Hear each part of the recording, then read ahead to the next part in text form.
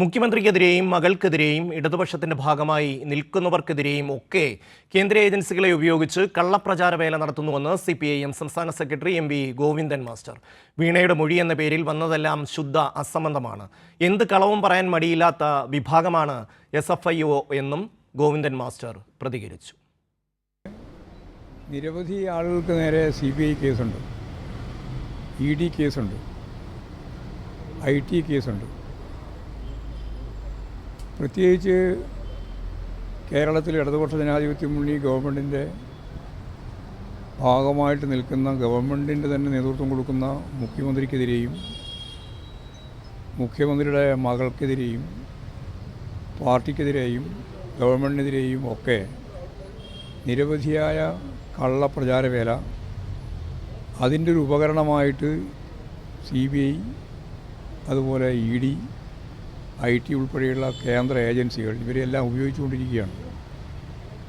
അത് കേരളത്തിലാവുമ്പോൾ VD സതീശന് രാഷ്ട്രീയമല്ല, അത് ശരിയായ CBI ആണ്. എന്നാൽ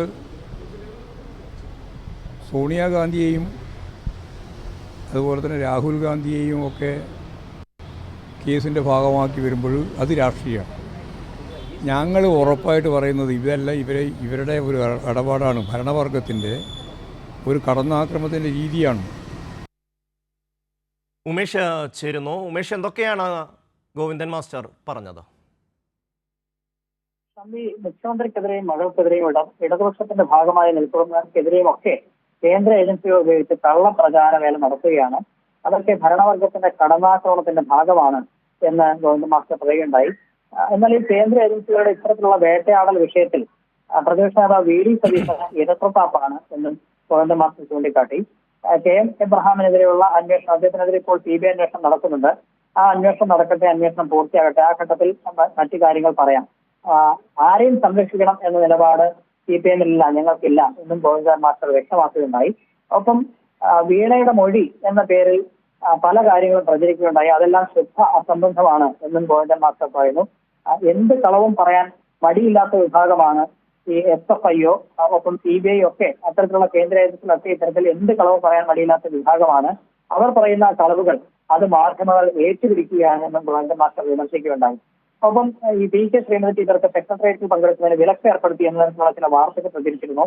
അതെല്ലാം പൂർണ്ണമായും തെറ്റാണ് എന്നും ഗോവിന്ദൻ മാസ്റ്റർ പറഞ്ഞു. ശ്രീമതി ടീച്ചർ കേന്ദ്ര കമ്മിറ്റി അംഗമാണ്, സെന്റർ കേന്ദ്രീകരിച്ചാണ് ടീച്ചർ പ്രവർത്തിക്കുക എന്നും ഗോവിന്ദൻ മാസ്റ്റർ ഇന്ന് വ്യക്തമാക്കുകയുണ്ടായി.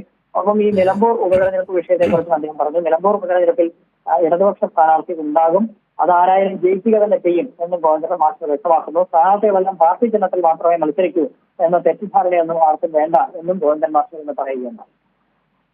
ഉമേഷാണ് വിവരങ്ങൾ നൽകിയത്.